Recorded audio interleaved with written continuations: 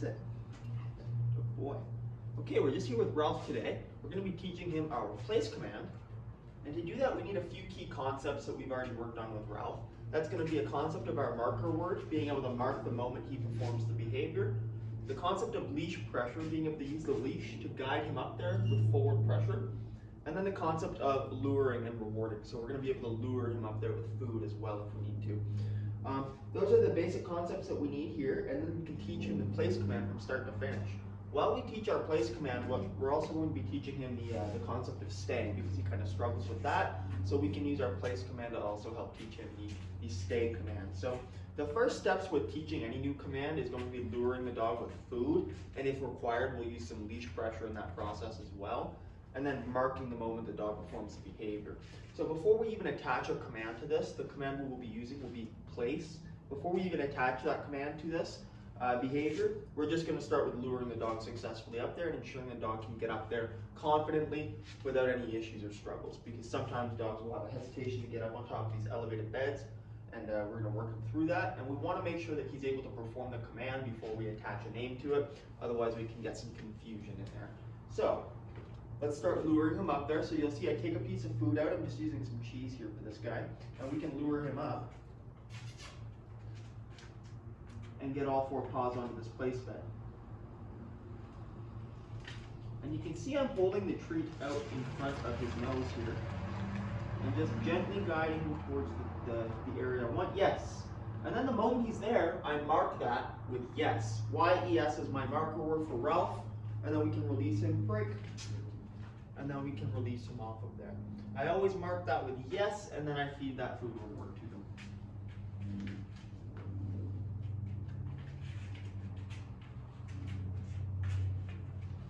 He's looking for a piece of food that I dropped here, that's okay. Ralph, lure him up again. Yes, as soon as all four paws are up, I mark that target behavior with my marker word, which is yes. Break. And I didn't add that before, but I will release him with our break command, which is his release cue for releasing from command. So he's released when I give the break command. Place.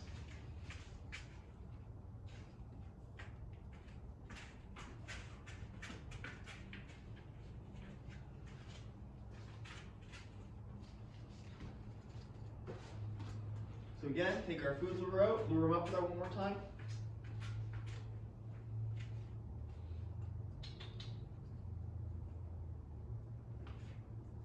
Yes. Mark that moment he's up there. Good boy. Good boy. Break. And then we can release him off of there. Place. Yes. So on that one, I decided to add my command. I thought the dog was going to be able to confidently got up there. He did. Easily got up there. We've added our command before he started the behavior, we added our command to that. And that's how the dog is going to begin to learn that command. We always attach the command first in the process. Break. So you'll see again here. And this time I'll do with no food lure in my hand, but I'll still lure him up there as if I do have that food lure. That's the idea, is to fade the food from your hand, but still remain with that hand lure at first, and then we can slowly start to fade that hand lure away. So what I can do with him is, Ralph, place. Yes, and then mark it and reward it. We rewarded place for that. Good job. Good. Break.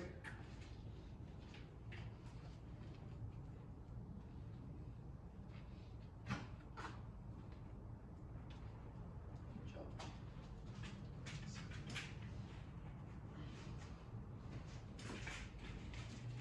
So again, we'll do that again. Ralph, place.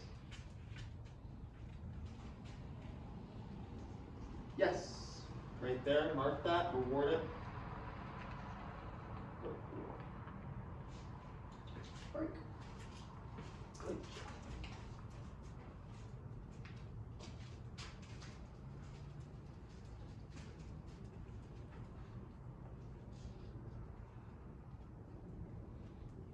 Ralph, place.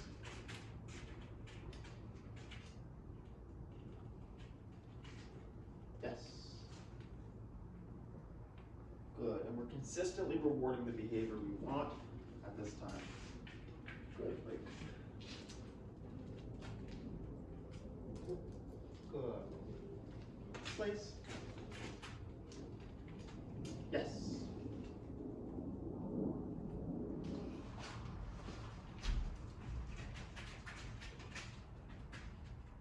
So now that we've attached our command and we can lure him up there relatively easily, what we can begin to do is fade away our reward from that and switch him over to a random reward interval. So what that means is the rewards will only come every X number of repetitions. So the first repetition, then maybe the fourth repetition, and then maybe the second repetition, and so on and so on. So it's going to be a random reward schedule for him. And that's going to help guarantee our command even when we don't have those rewards present, so we can eventually fade those rewards out of that picture entirely. The other step too that we might add here will be getting him to stay in place and not breaking early. What we will do is we'll apply our marker word for that, which is going to be nope, and then a correction is going to follow on the prong collar, and that correction will remind him that he's supposed to stay in that place.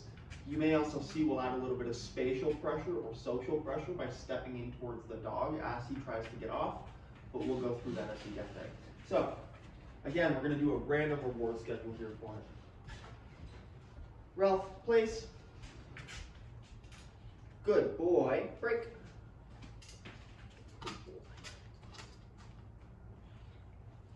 Ralph, place. Yes. So they're rewarded on the second one. Ralph, break. Good boy. Good. And then we'll bring them back here again. Ralph, place. Good. Break. Nice work. Ralph, place. Good boy. Ralph, break. Good boy. Yeah. Ralph, place.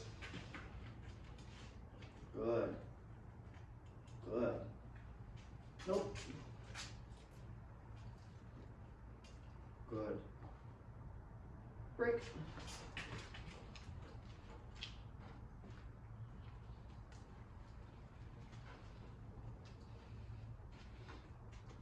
Nope.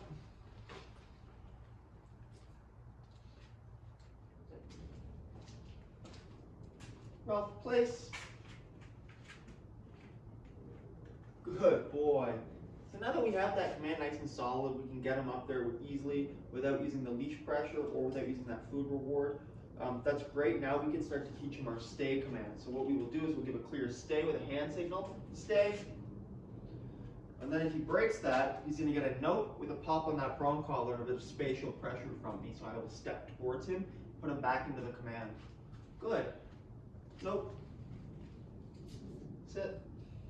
Good. And we'll just slowly increase this criteria. A little bit of distance on the leash, a little bit of step into the side, and reward in place for that. Stay. He's doing good with this. You could release him after each of these repetitions as well. I'm choosing to reward him in place here for this. Stay. That's fantastic. That's great. Yes. That's going to get a jackpot. That's going to get a handful of treats here. Good job. Good job. Because that's great. I can walk all the way around in a circle. He didn't shift his body position. Just watch me. Fantastic. And then we can release him. Break. We release with our break command. Nice work, buddy. So that's good. That's a really good start to that. And we'll put him back on there again. Same idea. Ralph, place. Command first, then your hand lure, your signal, your point to it. Good. Stay.